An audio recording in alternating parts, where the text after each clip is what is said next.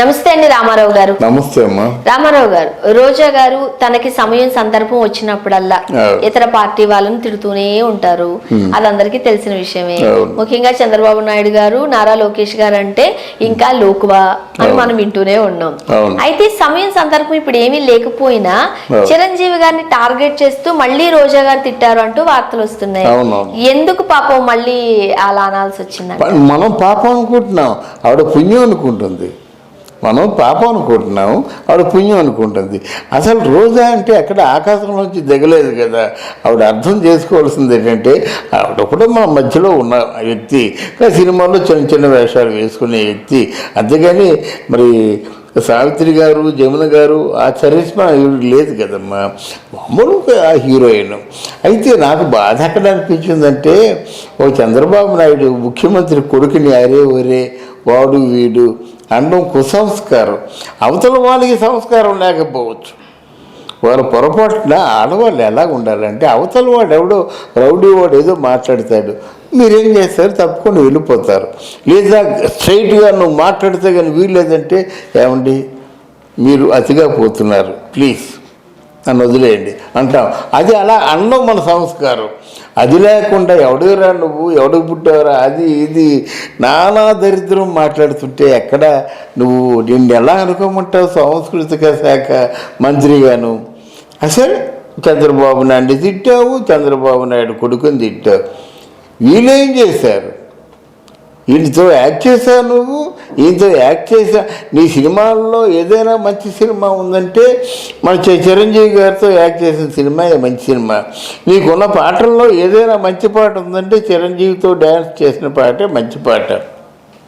నీకు మినిస్టర్ పదవి రాగానే ఓ మంచి మార్బలం కారులో వచ్చేసి చిరంజీవి కాలమే పడి ఆశీర్వదించమని చెప్పినట్టయితే పాప ఆశీర్వదించడంతో పాటు ఇంట్లో భోజనం పెట్టి ఏదో ఆ పసుపు కుంకాలు పట్టుచీర ఏదో పెట్టి పంపించాడు నీకు. నీ నోరు ఎలా వచ్చింది? చిరంజీవిని మళ్ళీ మళ్ళీ తిడ్డాను నోరు ఎలా? ఎందుకు తిట్టారు?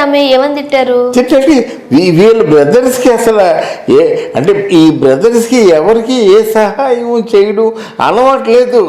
అందుకనే భీమవరంలో ఓడిపోయారు. ఇది ఆవిడ తాలూకు స్లోగను. ఎప్పటి నుంచో అంటున్నారు ఆవిడ. పాపం పవన్ కళ్యాణ్ గారు రెస్పాండ్ అయ్యి రోజా నిన్ను కూడా అనాలా, నిన్ను కూడా లేదు అంటే ఆవిడికి హైకమాండ్ నుంచి వార్తలు వస్తాయమ్మా. రోజా ఈరోజు చిరంజీవి గారిని, తర్వాత నాగబాబు గారిని, పవన్ కళ్యాణ్ని తిట్టాలి, ఘోరంగా తిట్టాలి, వారు కుళ్ళు కొనేలా తిట్టాలి, ఏదో ఉంటుంది ఇండికేషన్స్. ఆ ఇండికేషన్స్ ప్రకారంగా తిడతారు. ఇక్కడ ఏంటంటే నాగబాబుని కంట్రోల్ చేస్తాడు చిరంజీవి, లేకపోతే బ్రహ్మాండంగా తిడతాడు. నువ్వు మాట్లాడతావా అని ఏదో రకంగా బండ బూతులు మాట్లాడగలడు నాగబాబు.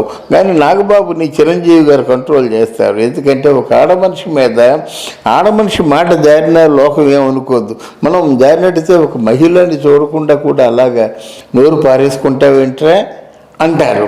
అందువల్ల చిరంజీవి ఎంత ఊరుకున్నా వీళ్ళు ఎవరికైనా ఇచ్చారా డబ్బులు, ఎవరికైనా సేవ చేశారా లేదా అన్నది ప్రపంచానికి తెలుసు. నువ్వు ఎంత కళ్ళు మూసుకుంటే మాత్రం ఆయన కరోనా టైంలో అక్కడ ఆక్సిజన్ ప్లాంట్ ఏర్పాటు చేయడం మర్చిపోతావా? అందరికీ డబ్బు సాయం చేయడం మర్చిపోతావా? అందరిని ఐకమత్యంగా ఉంటూ సినిమా కుటుంబానికి ఏమో రేషన్ ఇవ్వడం మర్చిపోతావా? ఏది మర్చిపోతావు? ఏది అంటే చిరంజీవి గారి ఇంటికి ఎవరైనా ఆకలి దప్పికలతో వెళ్ళి ఏదైనా అవసరార్థం వెళ్ళినట్టయితే ఇతోధికంగా తనకి ఎంత తోచినట్టయితే అంత ఇస్తాడు. అంతెందుకు తమిళ నటుడు రజనీకాంత్ గారిని కాకుండా చిరంజీవి గారిని అప్రోచ్ అయితే 1,45 లక్షలు పెట్టి వైద్యం చేపించారు కదా. అవును, అదంటే ఇప్పుడు అట్లాంటి వ్యక్తిని నువ్వేం చేసావని అడిగితే నీకు పుట్టగతులు ఉంటాయా? అసలు నిన్ను జనం ఎలా చూస్తారు? ఎంత అసహ్యంగా చూస్తారు? మీరు చెప్పినట్టుగా 1 కోటి వైద్యం చేయించారంటే చిన్న విషయం కాదు కదా. అది అపోలోలో, అది కోడల తాలూకు హాస్పిటల్ అయినప్పుడు కూడా డబ్బులు కట్టాలి కదా. మరి అంటే నువ్వు ఎందుకు ఇలా నోరు పారేసుకుంటున్నావు? నీ తాలూకు పవరు ఇంకా 1 సంవత్సరం. తర్వాత నిన్ను ఎవరు పలకరిస్తారు? నీకు ఓట్లు వేస్తారా? నీకు ఎందుకు ఓట్లు వేయాలా? వాళ్ళు అడిగావు కదా. ప్రజలకు ఏమైనా సహాయం చేయని వాళ్ళకి వీళ్ళకి ఎందుకు ఓట్లు వేయాలని నువ్వు అన్నావు కదా. నువ్వు ప్రజలకు ఏం చేసావు కదా, నీకు ఓట్లు వేయాలా? తర్వాత నీ జీవితం ఏమవుతుంది? మళ్ళీ జబర్దస్తే కదా. జబర్దస్త్లో మాత్రం అదే అప్పుడు కొంచెం వయసులో ఉన్నావు, కొంచెం ఏదో ఉంటాయి కదా, వయసులో ఉన్న వాళ్ళకి ఏదో ఆకర్షణలు ఉంటాయి కనుక పెట్టుకున్నారు. ఇప్పుడు ఇంకేముంది, అంత అయిపోయింది. ఇంకెవరో కొత్త వాళ్ళు పెట్టుకుంటారు కదా. ఏదో మంచి ఏజ్ వెళ్ళిపోయినా ఇప్పటికీ ఆ గ్లామర్ తగ్గలేదు రోజా గారిలో. అంటే గ్లామర్ తగ్గడం అంటే నువ్వు అనుకున్నది గ్లామర్ కాదమ్మా, మేము అనుకున్నది గ్లామర్. అందుకంటే మగవాళ్ళు అనుకున్నది గ్లామర్ వద్దు, కానీ ఆడవాళ్ళు అనుకున్నది గ్లామర్ తగ్గలేదంటే ఎలాగవుతుంది?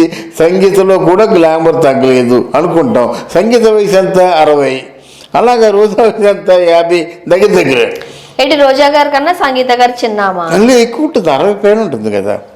అంటే చెప్తున్నమాట ఆవిడకి ఎలా ఉంటుందని. నేను చాలా మంచి యంగ్గా ఉన్నా అనుకుంటుంది. అలా శివపార్వతి కూడా మంచి యంగ్గా ఉన్నా అనుకుంటుంది. రోజా కూడా చిన్న యంగ్గా ఉన్నా అనుకుంటుంది. యంగ్ అనకొద్దు, నువ్వు రోజా ఒకటేనా? మా ఇప్పుడు యూత్ అందరికీ ఆకర్షణీయంగా ఉండేటువంటి ఫిజికల్గా అందంగా ఆకర్షణీయంగా ఉండే ఆడవాళ్ళు కావాలి, కానీ వయసు అయిపోయి పూర్తిగా బూతులు ఎవరికి వస్తాయి? వయసు అయిపోయినకే వస్తాయి. మా అమ్మడు చిన్నపిల్లలు బూతులు మాట్లాడరు కదా. నువ్వు అరుచుకున్నా పో అంటారు. ఎలా కాకుండా నోరు పారేసుకొని బండ బూతులు తిట్టుకొని ఏంటమ్మది? అది కరెక్ట్ కాదు కదా. అది కరెక్ట్ కాదు కదా. మీ నాన్న మీ అమ్మ అదే నేర్పారా? అంటే లోకేష్ని అరే ఒరే అనేటువంటి అవసరం నీకేమొచ్చింది? అది లోకేష్ నిన్ను ఏమన్నాడు? ఆంటీ అన్నాడు. ఆంటీ అంటే పెద్ద బండబూతు కాదు కదా, నువ్వు మాట్లాడింది బూతులు.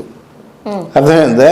అందువల్ల ఈ చిరంజీవినికి తిట్టడం, పవన్ కళ్యాణ్ తిట్టడం, నాగబాబుని తిట్టడం, ఇది ఎంత మనం సహిద్దాం అనుకున్నా సహించలేకపోతున్నాం. ముఖ్యంగా కొంతమంది అనే మాటలు ఏంటి అని అంటే, ఆడవారు అని అంటే కాస్త మాటల విషయంలో జాగ్రత్తగానే ఉంటారు. ఇప్పుడు మగవాళ్ళు మాట్లాడినంత దురుసుగా ఆడవాళ్ళు మాట్లాడలేరు. బట్ రోజా గారి విషయంలో మగవాళ్ళు కూడా మాట్లాడలేనటువంటి మాటలు రోజా గారు అనేస్తున్నారు అంటే ఒక వర్గం వారు తెలుస్తుంది.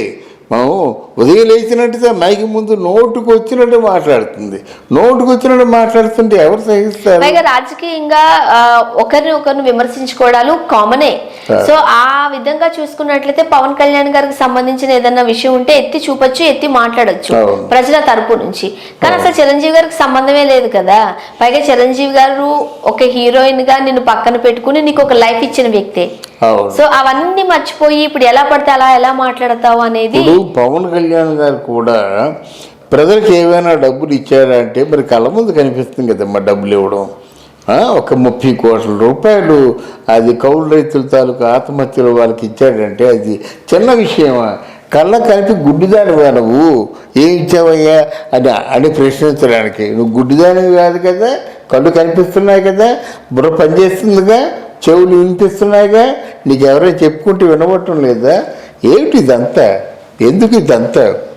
నీకు ఒక చదువు, సంస్కారం, సాంస్కృతిక శాఖ మంత్రి మేము గర్వంగా చెప్పుకునే పరిస్థితిలో నువ్వు ఉండాలి కదా. ఇంత బరి తెగిస్తే అలాగే ఆలోచించుకో ఒకసారి, ఆత్మవిమర్శ చేసుకో ఒకసారి. Right. Thank you so much అండి. థ్యాంక్ యూ అమ్మా. Thank you very much.